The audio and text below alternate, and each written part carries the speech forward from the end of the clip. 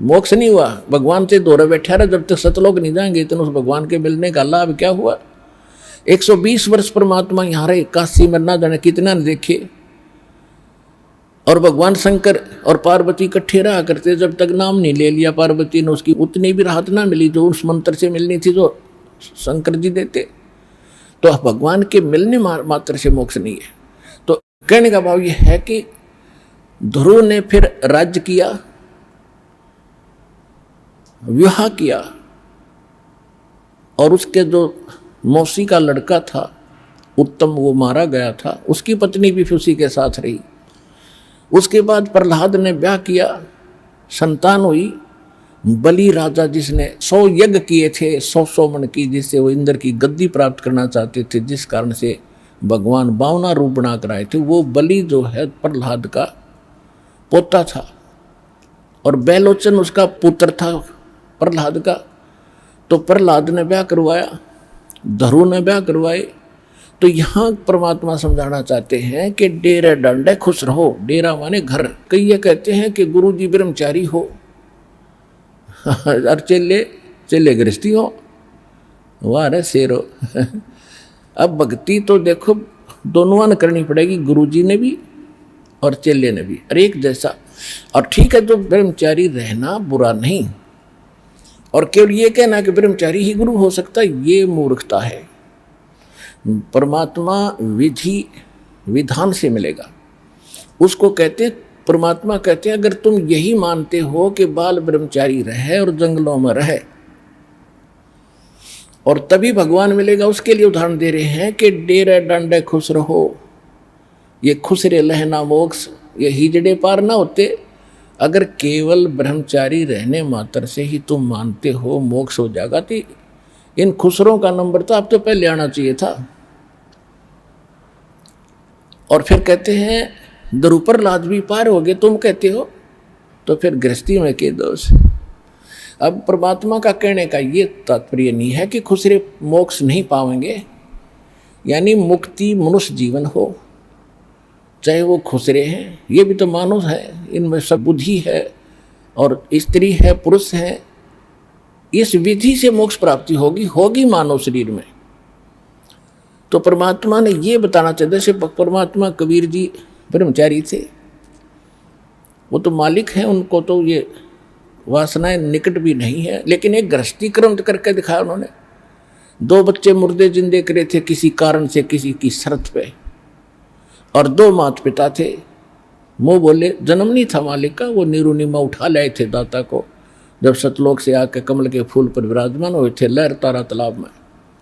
तो ये परिवार था दाता का, और परिवार में रहे, परिवार गृहस्थी का वाला कर्म किया, सारा कपड़ा बुना करते थे और भगवान की भक्ति भी करते थे, परिवार का पोषण भी करते थे, भक्ति भी करते थे का मतलब हमें दिखाते थे कि भक्ति करनी पड़ेगी, और इतना भी गुजर मालिक दे दे तो भी पर्याप्त है। यहाँ से पीछा छुटाने के लिए इन बकवादों से उल्टा हटना पड़ेगा। कोठी बना लूँ, फैक्ट्री ला लूँ, यूँ कर दूँ, फलान कर दूँ, ये नहीं। परमात्मा ने जो भक्ति करनी है तो भगत की तरह रहना पड़ेगा, बुराइयों से भी बचना होगा, और एक बहुत ही साधु भाव में रहना पड़ेगा, किसी की आत्मा नहीं दुखावे। ठीक है, आपको धीरे धीरे सेट होने में टाइम लगेगा, जैसा भी जिसका व्यवसाय है अब वर्तमान में, उसमें एक साधुता लाओ।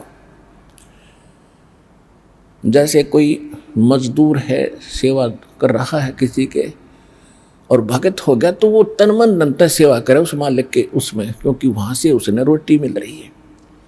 और फिर परमात्मा ऐसी प्रेरणा करेगा उस मालिक के अंदर, देख भगत आदमी होते ऐसा हो भाई।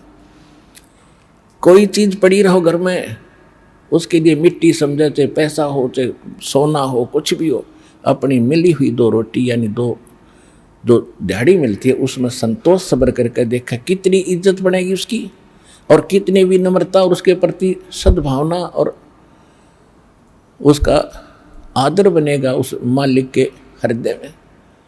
इसी प्रकार अगर आप मालिक हैं, भगत हैं, आपके यहाँ कोई सेवादार सेवा करता है, उनको अपने बच्चों की तरह समझे, उनको भगवान के बच्चे समझे। वो बालक सेवा कर रहे हैं, भगवान के बच्चे हैं, उनको प्यार दे और उनके साथ कोई ऐसा गलत बर्ताव नहीं करे।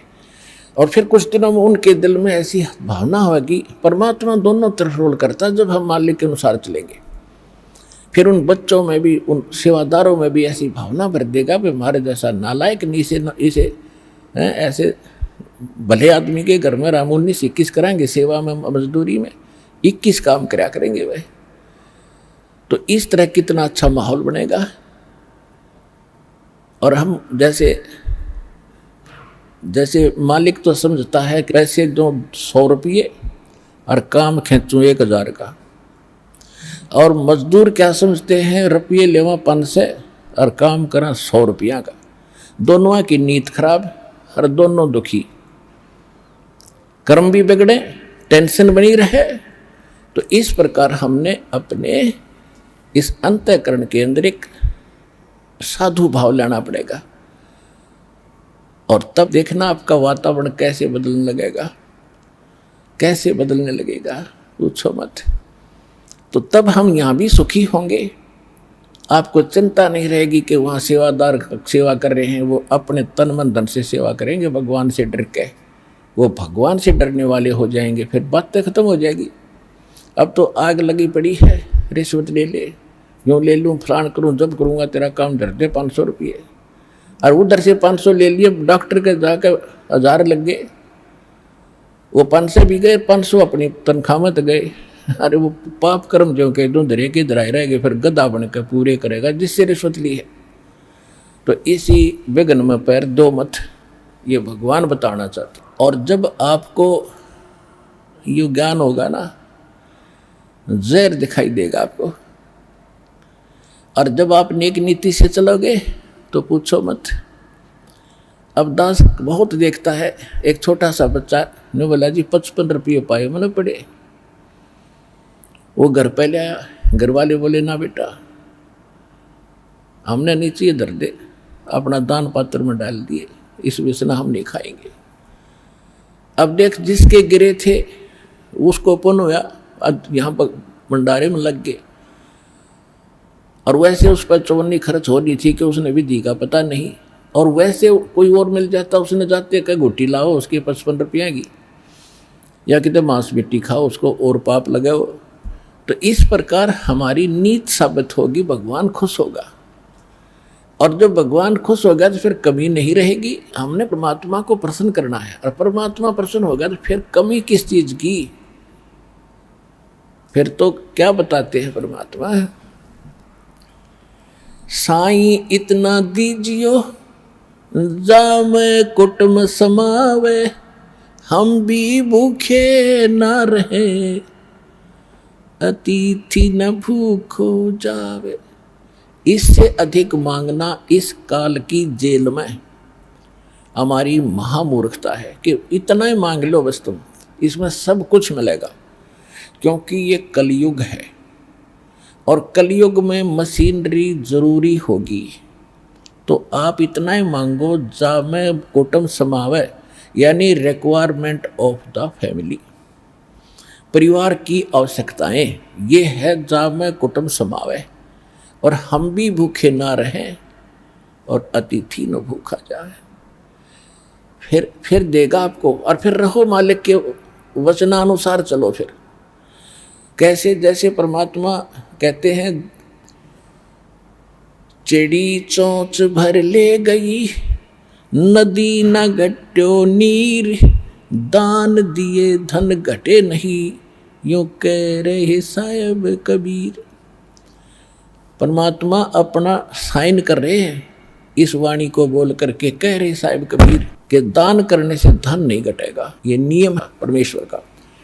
और दान सुपात्र को करे, गुरु बिन माला फेरते, गुरु बिन देते दान, गुरु बिन दोनों निष्फल हैं, चाहे पूछो वेद पुराण। देते को हर देत है, जहां तहां से आण, अण देवा मांगत फिरो, फिर साहिब सुने ना कान। अब परमात्मा ने एक भूमिका करके दिखाई हमारे को कि साईं इतना दीजियो जिसमें कुटुंब समावे, एक धानक, एक जुलाहा, सुबह से लेकर शाम तक एक बारीक बारीक तार इकट्ठे करके धागे और कपड़ा बुनता है। एक दिन में मुश्किल से भी 5 फुट 10 फुट बना पाता है, 5 फुट 4 फुट, और बहुत लंबा सैकड़ों फुट का तार वो थान बनाना पड़ता है। ताना बनाते थे, वो हफ्ते में पूरा होता। उसकी जो मेन ताना मालिक को मिलता, उसमें से अपने परिवार के लिए जो आवश्यक सामग्री थी, खाद्य पदार्थ लाते और शेष बच जाते, उसको सत्संग और भंडारा में लगाया करते थे। इस प्रकार परमात्मा हमें उदाहरण देते हैं कि इस लोक में आप भगवान की भक्ति अवश्य करो, पूर्ण संत से प्राप्त करके, फिर परमात्मा एक्शन में आवेगा। और वैसे आप ये फार्मूले अपनाओगे तो सफल नहीं हो पाओगे, क्योंकि फिर आपके साथ काल रहेगा, ये मन है, और केवल वर्क डन मिलेगा आपको। यहाँ वर्क से भी अलग मिलेगा आपको, किस्मत से भी न्यारा देगा परमात्मा, क्योंकि हम परमात्मा से कुछ और मांग ही नहीं रहे, इतना ही मांगते कि हमारी भक्ति बनी रहे और हमें कोई आवश्यक वस्तु का अभाव ना हो, बस इतना सा। अब जैसे ये सोचते हैं अपने बच्चों के लिए ये बना दूं, वो बना दूं। एक लाला जी था सेठ धनी, उसने अपने मुनीमों से एक दिन अपनी टोटल संपत्ति का, सारी संपत्ति का टोटल करवाया कि कितनी संपत्ति होगी। उन्होंने बताया जी इतनी होगी, मेरी कितनी पीढ़ी इससे निर्वाह कर सकती है। उन्होंने बताया कि जी आपकी 5 पीढ़ी तो बैठा खा सकती है, इतनी संपत्ति आपके पास, धन है। अरे भले आदमियों, फिर छठी क्या खाएगी? वो छठी क्या खाएगी? और कुछ विधि बताओ। तो उन्होंने कहा जी साधु संत बताते हैं, उनके सत्संग सुनने चाहिए। तो सत्संग में बताया गया कि भाई दान करे, जब धन चाहे तो दान करे, और दान से धन घना मिलता है। और दान में जैसे साधु संत भक्तों को जो दान कराया जा, वो ज़्यादा लाभ देता है। जैसे यहाँ तो सारे साधु संत आते हैं, भगत, असली भगत तो यहाँ आते। फिर भी जो भी जैसा मालिक के नाम पर कहीं के जंगलों में झोपड़ियों में बैठे थे साधु भक्त, तो पिछले संस्कारी होते, पिछले पुण्य उनको प्रेरित करते हैं, तो वो कहीं ना कहीं बैठ कर राम राम करते ही रहते हैं। लेकिन भविष्य का चार्जर उनके पास है नहीं, पिछले पुण्य उनके पास हैं, जिस कारण से प्रेरित होकर के इतना बड़ा फैसला लिया, जंगल में बैठे या कहीं भी कोई साधना कर रहे हैं। तो उनके पिछले पुण्य ही वहाँ फल रहे होते हैं। एक आधे को आशीर्वाद दे दे, उन्हें लाभ हो जाए, उसको रोटी मिल जाए, ऐसा चल रहा था इनका काम। तो एक साधु था और पति पत्नी थे, दोनों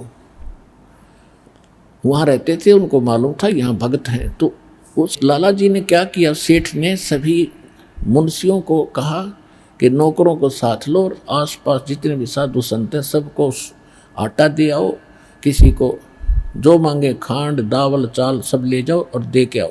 अब देते हुए आ रहे थे, उस भगत के यहाँ आए। उन्होंने कहा कि ले भगत जी, हमारे लाला जी ने आपके लिए एक सीधा भेजा है, यानी आटा चावल खांड नमक आदि दाल आप ले लो। उसने अपनी पत्नी से कहा कि देखना कितना सामान अपने पास है। उसने कहा जी शाम का है, दिन में गई थी, शाम का हमारे पास है। शाम का है? कहाँ जी? उन्होंने कह दिया भी हम नहीं लेते, हमारे पास शाम का सामान है। तो वो कहने लगे, भगत फिर कल भी खा लियो। बोला कल की कल देखी जाएगी, अब नहीं ले हम। बोले कमाल की बात है। उन्होंने नहीं लिया तो वापस लेकर आ गए। वो सेठ ने पूछा तुम दे के क्यों नहीं आए? वो एक और वहाँ भी था, उसने गिन रखे थे, सारे गिनवा रखे थे। उन्होंने कहा जी उन्होंने ये नहीं लिया। क्यों नहीं लिया? उसने ये कहा कि शाम का तो है, सुबह का भगवान और देगा, आप देगा, हम टेंशन नहीं लिया करते। अब उस लाला जी का सिकरो घूमया फिर दिमाग का। अरे तेरा गजब हुई हो, मैं तो छठी पीढ़ी का ठेका ले रहा हूँ, सुबह की भी परमात्मा पर छोड़ दी। वहां से चलकर वहां आया, उसने पूछा कि भाई आप ऐसा निर्णय क्यों ले रहे हो, भूखे मरोगे भूखे। वो कहने लगे भूखे मरा करें वो जो भगवान पर विश्वास नहीं करते, और हमें भगवान आगे से आगे देता उसने, क्योंकि ज्ञान सुन रखा था। लाला जी को बैठा लिया, कहते माँ के पेट में जब आप थे किसने चिंता थी तेरी? तो हाँ यह तो बात सही है। जब आप माँ के गर्भ से बाहर आए आपका दांत नहीं थे, आप रोटी चावल आटा नहीं खा सकते थे, और उससे पहले आपकी माँ के स्तन में दूध भी नहीं था, हक नहीं था। बाहर आते ही बालक कितना चिंतित है, आपको अमृत दूध पिलाया, और अब तू ठेकेदार हो रहा छठी पीढ़ी का, तेरी बुद्धि भ्रष्ट होगी लाला जी। और गधे की योनि में जागा तू। तेने बोला जी के करूं, मैं तो मेरे गया के करूं, ये कोड इकट्ठा कर लिया तने, पाप का भागी तू होकर खाएंगी तेरी पीढ़ी, वो अपनी किस्मत साथ लेकर आएंगी, तेरे भरोसे नहीं है। अब क्या करूं, मैं तो मेरे गया में बोला इसने बांट दे, धर्म कर दे, तेरी जान बचेगी। तब उस लाला जी ने वो भंडारा शुरू किया, धन भी नहीं बचेगा तेरा। तो कहने का भाव यह है पुण्यात्माओं, हम तो बहुत लंबा चौड़ा हिसाब लाए बैठे हैं, एक पल का भरोसा नहीं। देखो अंत में आपने इस स्थिति में आना पड़ेगा, और जिस स्पीड पर आप चले इसका कोई अंत नहीं।